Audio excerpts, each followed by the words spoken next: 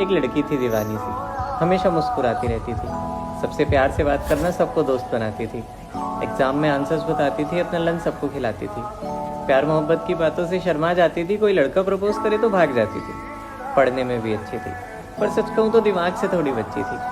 School से घर, घर से ट्यूशन, काफ़ी सपनों को लेकर उड़ान भरना चाहती थी। मिडिल क्लास फैमिली से एक मिसाल बनी इस दुनिया में कुछ करना चाहती थी। वो कितने भी सख्त बन जाओ, ये नज़रें किसी की नज़र में खो ही जाती हैं। टीनेज है, अट्रैक्शन तो ही जाती है।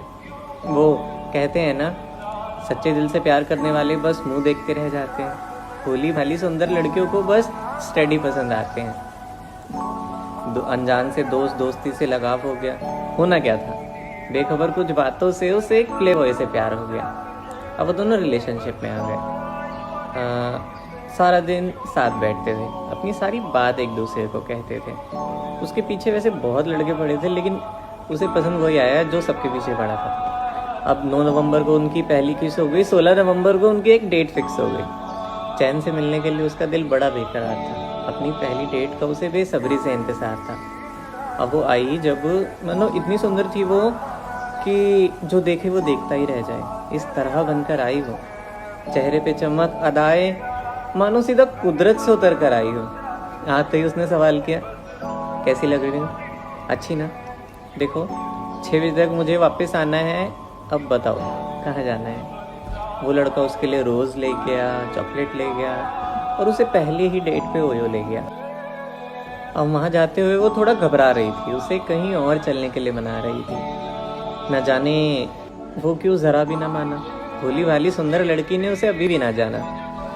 दोनों बैठकर प्यार भरी बात कर रहे थे, एक दूसरे का फ़ोन चेक करके लड़ रहे थे। अचानक उसे चक्कर आने लगा, आंखों के आगे धुंधलापन छाने लगा। देखते ही देखते वो अपने होश खो गई और कुछ ही देर में वो बेहोश हो गई। हैरान ना हुआ वो, जिससे वो प्यार करता था वो बेहोश हो गिरी पड़ी थी। होता भी कैसे? उसने कोल्ड ड्रिंक में बेहोशी की दवाई जो मिला दी। कुछ घंटों बाद लड़की की आंखें खुली तो उसने देखा ड्रामेबाज को उसका सर सहला रहा था। आपको हुआ क्या है? रो रो कर चिल्ला रहा था। वो हड़बड़ा हट में उठी और टाइम देखा तो 6:15। घर वालों के डर की वजह से वो हड़बड़ा गई और जल्दी जल्दी में बिना कुछ सोचे समझे सीधा घर आ गई। अब कुछ दिनों बाद जब उनकी यूं ही बहस हो गई तो बहस के बीच में न जाने वो क्यों रो गई। इस बार मैसेज अपने साथ एक आंसू लाया था। किस्मत से हार चुकी वो, उसके पास उसी का MMS आया था। दिल और दर्द के बीच एक ऐसे हालात आ गए, खुद को इस हालत में देख उसके खुद के आंसू आ गए। मानो उसकी जिंदगी का सबसे चमकीला तारा टूट गया। प्यार, इश्क, मोहब्बत से उसका विश्वास उठ गया। उसकी जुल्फे उसके चेहरे से हटा रहा था। एक दरिंदे की तरह वो उसका सीना दबा रहा था। खुद को ढक कर रखने वाली वो उसके कपड़े उतार रहा था। अपनी ज़रूरत के लिए वो किसी की ज़िंदगी उजाड़ रहा था। अपनी प्यास बुझाने के लिए वो उसे रोज़ मिलने बुलाता था। मना करती थी उसे तो वो न्यूड्स के नाम पे डराता था। मजबूरी में वो अपनी ही जज्बातों से खेल रही थी। अंदर ही अंदर एक बहुत बड़े डिप्रेशन को झेल रही थी।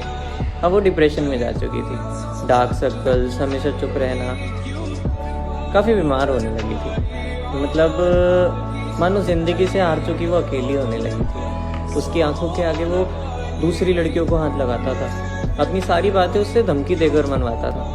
जहरीले कांटे वो अपने बदन पे हर रोज़ चुभवाती थी, ना चाहते हुए भी अपना हर रोज़ बलात्कार करवाती थी। अब कहानी में एक टर्निंग पॉइंट आया कि जब वो टेस्ट में फेल हो गई तो उसने डिसाइड किया कि अब और नहीं सहना। कर दिया मैसेज, अब मुझे नहीं रहना। मैं क्या सह रही हूँ ये नहीं बता सकती। बहुत हुआ ये रिश्ता, मैं और नहीं निभा सकती। इसी के चलते उनकी काफ़ी बड़ी बहस हो गई। वो सूजी हुई लाल आंखें लेकर वो रोते रोते सो गई। सुबह उठी तो उसने चेक किया कि उसके पापा दरवाज़ा खटखटा रहे थे। फ़ोन चेक किया तो दोस्तों के कॉल आ रहे थे। कपड़े पहन रखे थे, फिर भी वो अपने हाथ से अपना बदन छिपा रही थी। आईने के आगे बिना चिल्लाए लगातार आंसू बहा रही थी। मानो कि उसके आसमान के सारे सितारे रूठ गए। पल दो पल में उसके सारे सपने टूट गए। ये तूफान कैसा जो एक ज़िंदगी तबाह कर दी थी। गुस्से में आकर उस लड़के ने कुछ फ़ोटोज़ पोस्ट कर दी थी।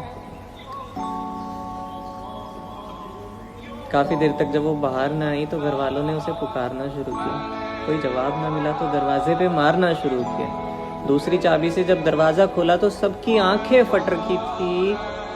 पंखे पे एक नन्ही सी जान फांसी पे लटक रही थी।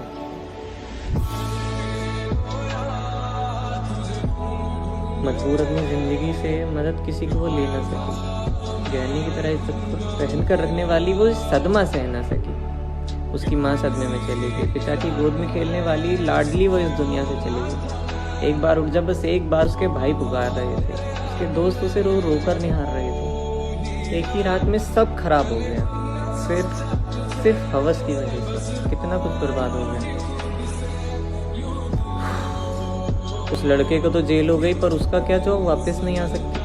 पहले की तरह एग्जाम में आंसर्स नहीं बता सकती। सुहाना सफर चल रहा होता है, फिर अचानक तूफान आ जाते हैं। हवस की वजह से ना जाने कितनों के जज्बात तक पहुंच जाते हैं।